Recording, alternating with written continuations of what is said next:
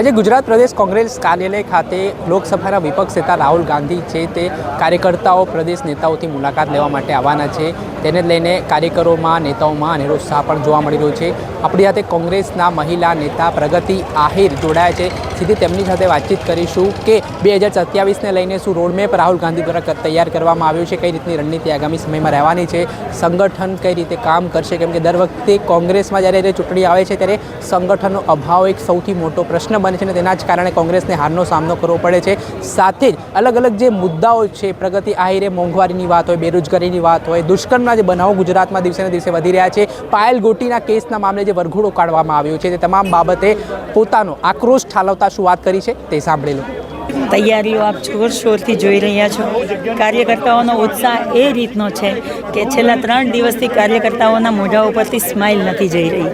કોને ના ગમે કે એવા જનનાયક કે જે લોકો માટે થઈ અને હજારો કિલોમીટરની પદયાત્રાઓ કરે, લોકોના પ્રશ્નોને ઉઠાવે, એમને સસ્પેન્ડ કરી દેવામાં આવે સંસદમાંથી, છતાં પણ એનો અવાજ ઉઠાવે લોકો માટે થઈને. આવા જનનાયક કોને મળે? અને એ જ્યારે ગુજરાતમાં આવતા હોય ત્યારે સ્વાભાવિક છે કે જનજનના મનની અંદર એક જ હોય કે અમે એમના સ્વાગત માટે શું કરી શકીએ. બેન, 2027માં તમે વિધાનસભા ચૂંટણી જીતવાની વાત કરી રહ્યા છો ને તાજેતરમાં નગરપાલિકાના પરિણામો આવ્યા છે ને કોંગ્રેસની હાલત તો થોડી જોવા મળી છે. શું કારણો લાગે છે ને કઈ રીતે તમે આ મિશન હવે પાર પાડશો? કેમ કે નગરપાલિકા જેવી ચૂંટણીમાં કોંગ્રેસની આવી સ્થિતિ હોય તો વિધાનસભા તો મોટી વાત. ચોક્કસથી હું તમને એ બાબતમાં કહીશ કે એક સમયમાં કોંગ્રેસ બહુ જ મજબૂત હતી. નગર સરપંચથી સંસદ સુધી એક સમય કોંગ્રેસનો હતો.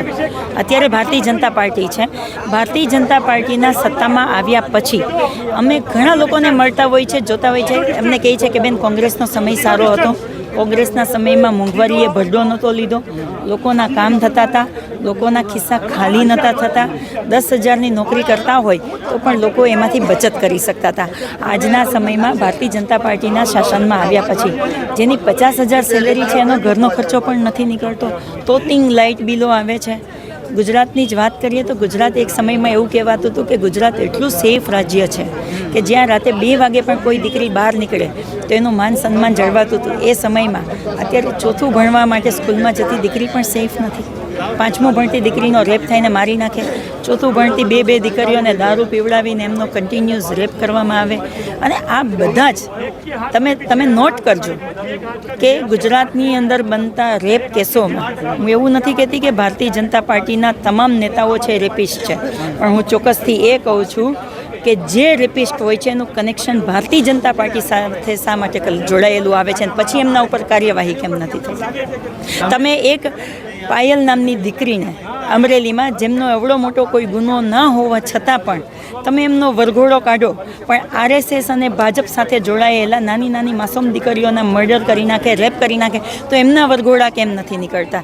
ગુજરાતની પરિસ્થિતિ ક્યારેય આવી નથી કે મારી કોઈ બેન દીકરીઓના વરઘોડા ખોટી રીતે નીકળતા હોય, પણ એની ઉપર કેમ ભારતીય જનતા પાર્ટી વાલા દવલાની નીતિ રાખે છે? ગુજરાતની જનતા જોવે છે અને સમજે છે. અત્યાર સુધી રિપોર્ટ નથી આવ્યો પાયલ ગોટી કેસમાં. DGPએ સસ્પેન્ડ કર્યા છે, પણ એ કાર્યવાહી કહેવાય છે અમરેલીમાં આંતરિક ફેરફાર અને જિલ્લા બાર બદલી થઈ છે. કોંગ્રેસ સંતુષ્ટ છે? કોંગ્રેસ આ મુદ્દો ખૂબ ઉઠાવ્યો છે કે ભાઈ પાટીદાર સામાન્ય દીકરી જોડે આવું ના થવું જોઈએ, આ દરેક નારીઓનું અપમાન છે. ગુજરાતમાં હું તો કહું છું કે પાટીદારની એક જ દીકરી શા માટે? આપણે ગુજરાતની કોઈ પણ જ્ઞાતિની દીકરી હોય એની સાથે અન્યાય ના થવો જોઈએ. કાલે મહિલા દિવસ છે. ભારતીય જનતા પાર્ટી બહુ બધા સ્લોગનો આપશે, બેટી બચાવો, બેટી પઢાવો, અમે મહિલાઓ માટે આ કરીએ છીએ, અમે આ કરીએ છીએ, પણ એકચ્યુઅલમાં મહિલાઓની હાલત શું છે? ભારતીય જનતા પાર્ટીનો એક MLA, રેપિસ્ટ MLA છેલ્લા 3 વર્ષથી ફરાર છે અને પકડાતો નથી. શા માટે? કેમ? વાલા દવલા નીતિ છે. ભારતીય જનતા પાર્ટીનો ખેસ પહેરેલો છે, ભારતીય જનતા પાર્ટીનો ટેગ લાગેલું છે.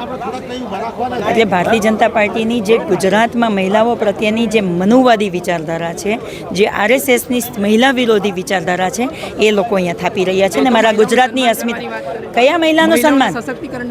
કયું મહિલાનું સશક્તિકરણ? કાં 5 વર્ષની દીકરીનો રેપ કરીને મારી નાખી તો એને કાં ફાંસીએ નથી ચડાવી દીધો, કે કાં એમનો વરઘોડો નથી નીકળતો?